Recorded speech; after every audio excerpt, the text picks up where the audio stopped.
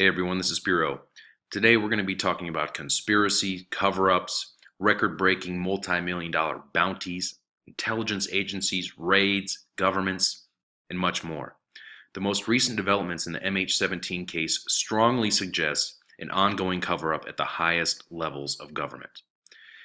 A story which may never reach the light of day for the public. I'm proud to be joined by Newsbud and Boiling Frog Post German correspondent Christoph Germann. He is an independent analyst, researcher based in Germany, where he is currently studying political science. His work mainly focuses on the new great game in Russia, Central Asia, and the Caucasus region. Christoph, thank you for joining me. So what do you know about this German investigator that was hired by a client that is not, the information of that client hasn't been disclosed? We don't know who this client is. Yes, Josef Resch is a well-known and very successful private detective from Germany. He has been working in the field for about 30 years. He has long been working with German authorities, with German security services. For example, he was undercover in Colombia for some time, where he also met Pablo Escobar. So if you're looking for someone to do a job like this, you will probably go to Josef Resch in Germany. Okay, so Joseph Rash is obviously qualified for this position. He's worked with government agencies in the past. He's gone deep undercover, South America, met with one of the biggest drug kingpins of all time, Pablo Escobar. So how would someone or an agency go about hiring this guy, and when did this begin? In September 2014, 2 months after MH17 was shot down, Resch was hired by unknown clients to pursue the case. His clients paid him 40,000 euros just for accepting a job and promised him 500,000 in case of success. To this day, Resch claims that he doesn't know anything about his clients because he was only in contact with middlemen. When he was first contacted in September 2014, his clients told him they would offer a reward of $30 million for leads to the MH17 perpetrators. And after Resch made this public, he was contacted by all kinds of people who tried to get the money. Resch said that almost every hobby detective and every conspiracy theorist on Earth has contacted him, but 99% of the information he got was useless. He also received a lot of documents, some of them real, and some of them very sophisticated fake documents that were pinning the blame either on the Ukrainians, the Russians, or the Russian-backed rebels. So Resch noticed early on that some powerful people took an interest in his work and tried to fool him. Well, we certainly know how dangerous and effective disinformation and misinformation is. Just take a look at the media, for example. Whether they're pushing the military-industrial complex or big pharma, or participating in playing their role in the latest cover-up, we know that they serve their masters. So what did this investigator do after he was bombarded with all of this information? After getting some useful information, Resch began to question the official story that the Russian-backed rebels had shot down MH17. He didn't rule it out, but he became increasingly suspicious after Germany's Foreign Intelligence Agency, der Bundesnachrichtendienst, told members of the Parliamentary Control Committee of the German Bundestag that the rebels were responsible based on dubious evidence, including satellite images provided by the United States. Because at that point, Resch had gotten information contradicting the BND version. And that was one of the reasons why his clients decided to up the ante in November 2014. They were trying to get someone working for an intelligence agency to speak out. Or as one of his middlemen told Resch, "We are looking for a second Edward Snowden."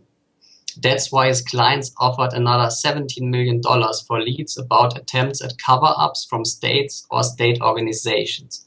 This was in November 2014. A couple of months later, in June 2015, Resch announced that they have found their second Snowden. In May 2015, a middle-aged man who spoke German very well, according to Resch, approached him and managed to convince him that he can provide him the information that he and his clients are looking for. Resch then contacted his Swiss middleman and arranged a meeting between the middleman and the informant. And Resch's clients were apparently satisfied because in June, Resch received the 500,000 euros that he had been promised, and he announced that the rewards totaling $47 million were no longer available. Okay, so the whistleblower comes forward, meets with the investigator. He passes that information along to the middlemen who meet with the clients, whoever they may be. They're pleased. They arrange a payment. Case closed, right? Why haven't we seen the results of this investigation? There's no way to prove that the informant handed Resch's clients the smoking gun of the MH-17 crash in return for millions of dollars. But Resch proved his part of the story by showing German journalists his bank statements confirming that he received 40,000 euros in September after accepting the job and 500,000 euros in June after finding the second Snowden. And Resch signed a non-disclosure agreement, so he can't talk about what he knows, even if he wanted to. He said the chances that information is going to be released to the public are about 50-50, but he is worried that the matter would be handled internally. Now, it's that type of language right there that leads me to believe that this wasn't just some victim family members who hired this investigator.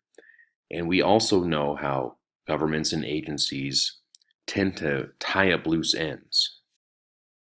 And almost 1 year after Resch finished his job, in March of this year, German police then raided Resch's home and business premises near Lübeck at the behest of Germany's prosecutor general.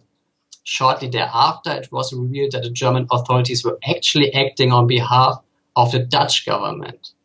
And after checking the seized documents, the Germans notified their Dutch counterparts that Resch has a safe deposit box at the UBS branch in Switzerland. The Netherlands then lost no time in asking the Swiss authorities to confiscate Resch's safe deposit box, and a few days later it was made inaccessible. But it took until at the beginning of this month, early June, until the box was opened in the presence of Resch's lawyer. Okay, so they raided his home, they raided his business, then they got his safety deposit box that was in Switzerland. Do we have any idea what's in the box or what's going to happen to that material? Some of the content was seized, and a Swiss judge will now decide whether or not the content can be handed over to Dutch officials. 1 day after the safe deposit box was opened, Resch himself was questioned by German federal police for about 5 hours. He said the questioning was fair and professional, and he was not asked about the safe deposit box by the Germans.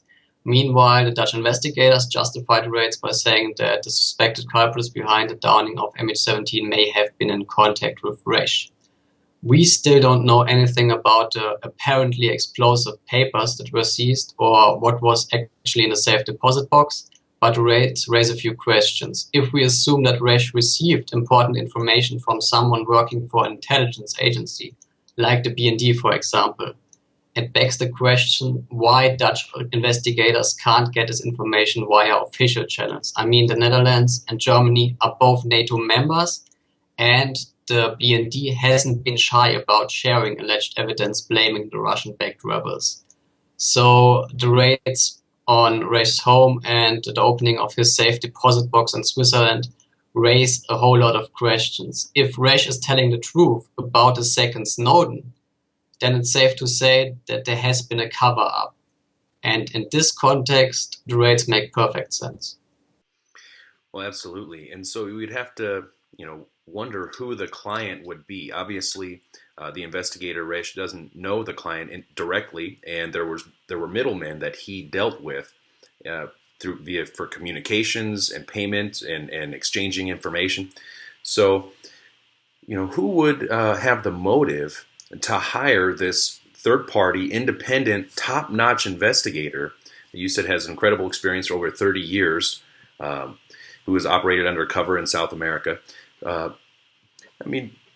In my opinion, Russia pops in my head. First of all, they would have motive because the West was trying to place the blame onto Russia for downing that airliner in Ukraine.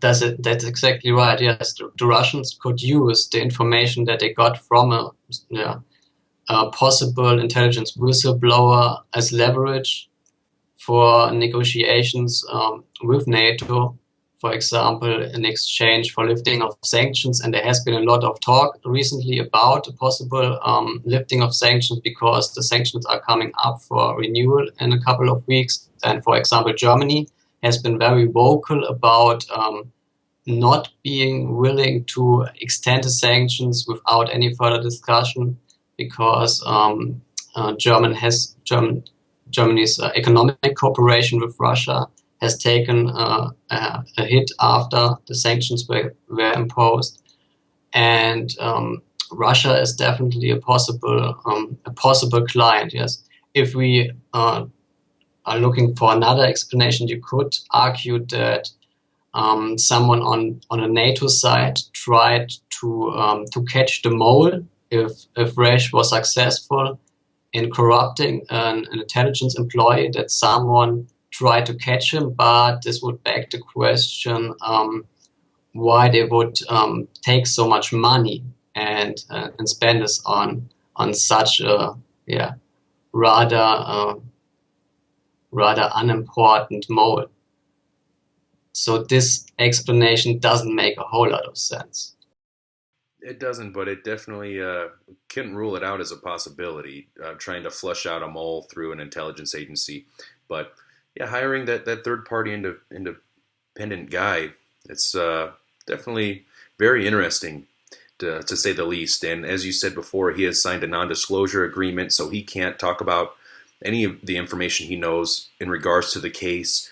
His home has been raided, his safety deposit box raided, so either way, it looks like all the loose ends are pretty much tied up at this point. That $47 million reward for a whistleblower to come forward, they only had $25 million bounty on Osama bin Laden's head. So exactly. And it raises the question of how the money was transferred from Resch's clients to the intelligence informant, because this won't go unnoticed by any intelligence agency when this kind of money has been transferred, especially in this context. Exactly. Well, Christoph, I'd like to thank you so much for joining us today, and we'll be talking again very soon. Thanks, Biro. Thank you all for watching this presentation. I'd like to encourage you all to make your way over here to the NewsBud Kickstarter campaign and pledge your support today for a one-of-a-kind, 100% people-powered media. Your help is greatly appreciated and needed now, today, to get NewsBud up and running. There's only 11 days left, so don't wait. For those of you that contributed to the initial first Kickstarter campaign, your contribution was never withdrawn from your account because our campaign was not successful and did not reach our goal. So please pledge your support today. For those of you that have already contributed to this current campaign, you can always increase your contribution before this campaign expires. For those of you that haven't pledged your support yet, don't wait. We can't do this without you. Reporting for NewsBud, this is Spiro.